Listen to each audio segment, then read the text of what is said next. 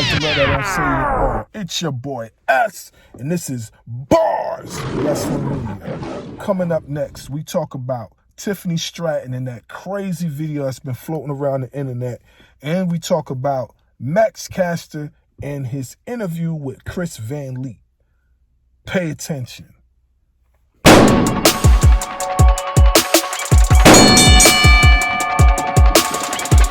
BARZ WRESTLING MEDIA. Make sure you like, share, subscribe to the channel. Hit the notification bell for more content. So, Max Caster from the Acclaimed was on the Chris Van Lee show. And he had some things to say about wrestlers getting signed to AEW, jockeying for position. I'm not even mad at him. I'm not. I know some of you are, but I'm not, because he's right. But here's the thing, though. Just a little bit pushback. Here's the thing. AEW will benefit for having somebody like Shelton Benjamin on their roster. They will benefit tremendously because AEW is a wrestler-first promotion. Shelton Benjamin is a wrestler. He can put on a clinic. He gets high praises from everywhere he goes. Not to mention, he will be a good locker room leader, a good example. He'll be a good example, and he could bridge the gap with a lot of people because he has that respect factor. Another thing that I gotta give a little pushback on, to say that he will have to prove himself. What is he proving himself to? Where he has to reprove himself because he's signed into another promotion? I disagree with that, because Shelton Benjamin has been in matches with some of the greatest professional wrestlers ever. Y'all forgetting Shawn Michaels and Shelton Benjamin on Monday Night Raw? Y'all forgetting that ladder match when Shelton Benjamin climbed up the ladder, no hands, climbed up the ladder and flipped off the ladder? Y'all forgetting when he did that? Shall I continue? World's greatest tag team? Shall I continue? Former partner, roommate with Brock Lesnar? There's more things that I can name that he has on his resume. There's more things I can name, but I'm just naming a few that is obvious so you guys will understand where I'm coming from. So, like I said, AEW will benefit for having somebody like Shelton Benjamin. You know, at this point, who knows where he going to sign to, if he even signs to anybody at this time. You know what I'm saying? He might just enjoy his time on the indies and just chill. Who knows? But I get exactly what Matt Caster is saying. I get it. He has every right to feel that way. Most wrestlers do feel that way. You know what I mean? But you do have the few wrestlers, that also feel that Shelton will probably be a great asset to the company. You do have them. I know they out there. Trust me. I know they out there. So, like I said, for me, I feel like he'll be great for the promotion. I feel like he'll be great. You know? But that's just coming from a fan perspective. You know? I've been watching Shelton Benjamin for years. I've always thought he was dope. So, that's just coming from a fan perspective. Where this man will go, we shall see. Anyway, that was my thoughts. That was my opinions. Comment your thoughts. Comment your opinions. And we'll be back with another one. BARZ WRESTLING MEDIA. interrupt our program to bring you this important message. Combat Convo, you know what it is, man. We back. Make sure you like, share, subscribe to the page. Hit the thumbs up button if you like the content. Hey, man, look. We trying to get up to 1,000 subscribers. So please, if you like the content, subscribe. I see a lot of people watch our channel, but they're not subscribed. Subscribe. We try to monetize this channel. We need y'all so we can go live. We can do the fights live, everything live. So please, subscribe. Hit the thumbs up button, push us up. So here we go. Yes, here's a topic that is probably going to ruffle a lot of you guys' feathers, but we don't care. Tiffany Stratton recently was under fire for a recent post that was made on her Twitter account, X account, and it had her knocking Jay Cargill off the ring apron, and the voiceover over the video that was being displayed said BITCH, Black BITCH. So what's happening right now is that she was under a lot of heat from the fans, and people wanted her removed. People wanted her out of the King of the Ring, King and Queen of the Ring. You know what I mean? As you guys know, she is in the Queen of the Ring match. And people just wanted her out of there, you know? But newsflash, people, nothing is happening to her. She is fine. In fact, there is no heat on her backstage. She's A-okay. And I'm going to explain to you why. It's a gaslight. That's just what it is. Some of y'all might agree. Some of y'all might agree. Some of y'all might disagree. It's a gaslight. And the reason it is because, for one, you kind of can tell that when a person is really who they're depicting themselves to be and is just playing the role of a villain. Me personally, I don't think that she's racist. I just think she made a stupid post. There's a difference, you know what I mean? She's a young, inspiring wrestler. She made a mistake. Now, the problem is that you people out there don't know the difference between real racism and fake bullcrap. You know what I'm saying? And that's kind of what is annoying, because like these small things happen and y'all already calling racism when y'all don't even know the backstory behind everything. Y'all just like throw racism into everything. You know what I mean? Now, mind you, was it a dumb post? Yes, it was dumb. Should she have been disciplined for it? Yes, but she kind of did get disciplined because she lost her King of the Ring match to Bianca Belair. So, I mean, we don't know, you know what I mean, if that really is part of the disciplinary reaction, you know what I'm saying? But we can just say that because from the looks of how everything was going in the Queen of the Ring match, it seemed like she was going to win the whole entire thing. You look at prediction blogs and all these things, like it seemed like she was going to win, but she didn't win. She lost. So she's eliminated.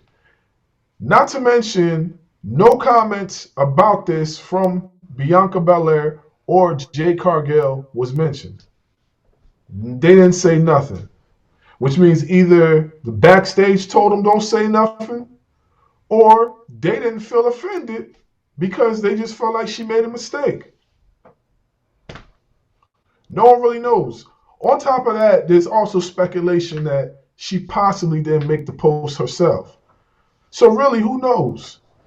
But like I said, whether she made it post or not, it was stupid. That's just the way it is. And I call it a gaslight because a lot of you fans were the ones that were sharing it to Triple H. Y'all were sharing it to Triple H. You know what I'm saying? But recently, the post was deleted. It was deleted. It's not there no more. Some people still might have it, but the official post has been deleted. So at the end of the day, man, it's just what is what it is. That's just it. But you guys need to keep the same energy when the real stuff happens. When the real racism happens within the wrestling industry, y'all gotta keep the same energy. Don't go and make up these false allegations and you don't even know what's going on. You want to play journalist and all this type of stuff and do your own research and find out all these fake dirt sheets, keep spreading these things. You know what I'm saying? Like, don't do that. Find out the real facts first. Because y'all, I could name a bunch of examples of other things that y'all been doing that weren't even racist neither, but y'all calling it racist because it had the words black in it. So, I mean, y'all probably gonna hate, y'all probably gonna disagree, but I don't care. It's just facts. It's just what it is.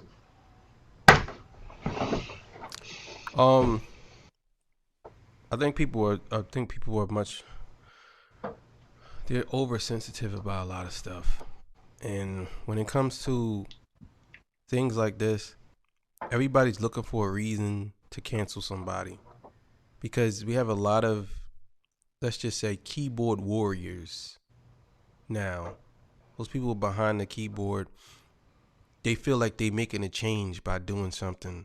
And it's not even, it's more for their own self-loathing. It's not more of actually making a change. It's like, how can this person say something is racist if a black person doesn't feel like it's racist?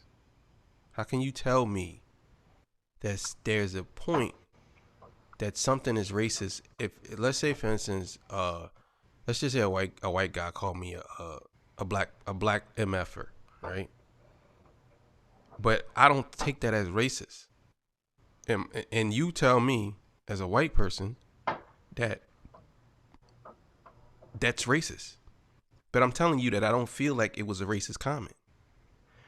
I think that that's what we have these crusaders who run around policing speech, trying to tell people what they can say and what they can't say. Even if she did say black BITCH, that does not make her racist. It doesn't. Well, she didn't actually say that. It was a voiceover. It was a voiceover but I know what you're saying. I get it that it could be a voiceover. I'm saying even if she said it, it still doesn't make her racist. Mm-hmm. Even if there's a voiceover, it doesn't make it racist. Mm-hmm. Maybe she don't like the girl. There's a big difference between hating somebody because of their skin color and just not liking them. It's a big difference. I don't see why people don't understand that. White people cannot like black people. Doesn't mean that they're racist. They could just not like you. It's the same thing with black people. Doesn't make us racist because we don't like certain white people or certain people. If somebody do something, we don't like it. Doesn't make me racist because I just don't like what you did or I don't like how you carry yourself. You know? So I think that we have fell into this thing where everybody wants to police everything and they feel like they have a voice now because they have social media. So everything they say, you're going to listen to what I have to say. And even having a conversation with you. You're not even a part of the conversation. You don't talk. You're not in the WWE boardroom. You don't talk to Triple H. You don't talk to Stephanie McMahon. You don't talk to anybody in that boardroom. How are you getting online saying you're going to listen to what I have to say? She should be fired. Why should she be fired? Because what she said was racist. What did the other girls, did the two black girls, or did anybody that's black complain about it? They don't have to, because I know it is. That's the problem that we running into. Everybody wants to police everybody's speech because their feelings are hurt. Has nothing to do with this girl or Bianca Belair or anybody. It's just let me tell you how I feel, and that's it. It don't matter. And then let's say, for example, Bianca Belair or whoever came out and say, I don't want her to be fired, and I don't think she was being racist. They'll say, well, fire her too, because she's sticking up for a racist. This is how this works. So I just say, you're right. They damn sure would say that too. yeah, they will. They'll say They fire damn her sure too. would say that. Yeah, you know what I'm saying? So sure. I think at this point, man, we just need to tune out the sensitive people. You know what I'm saying? It is what it is. That's just it. But I don't know, man. Like, you know, not to stay on the topic, but just one more thing. Like, I also feel that that they're killing the value. They not value, but what racism really is. People that do this type of thing are like demoting the actual racist term. They're demoting it. So now, like, when people see real racism, they're not going to know if it's racism or not, because, like, every time you turn around, they're always screaming racist, but they don't even know that if it's racist or not. But because everybody else falls in line and say that it's racist, then you got everybody else saying the same thing, or that one or two people saying the same thing, and because they got such and such amount of followers, everybody else falls in line with it too, and it just kind of kills, you know, what it is. People really went through stuff over that word, like, you know what I'm saying? Like, we talking about something that goes way back, like years and years and years. This is not no play for word. When you say that word, there's something behind it. And I wish people would just like realize, like, you can't just go around and just say that word and then expect everybody to listen, because like there's going to be some people with common sense that's going to say, hey, that's not really what it is. You know what I mean? Yeah. So I don't know, man, but yeah. Hey, man, you know what it is. Combat Combo, man. See y'all. Peace. Bye.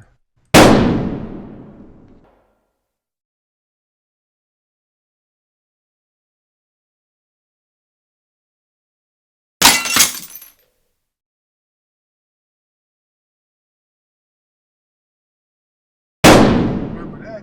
Like, you was having them build themselves against jobbers. You know what I mean? Barry Horowitz. We all know who Barry Horowitz is. He was like the top jobber ever, or the Brooklyn Brawler. That line is trash. Before he even did the jump, before the jump, the line is garbage. I'm Mr. Sparky. People watching them 24/7. I don't think any big time company like them is gonna agree to something like that. You know, but at the same time too, that guy, Booker T. Booker T has it. What? The Spinner Rooney and all this stuff? Nah, they ain't got nah.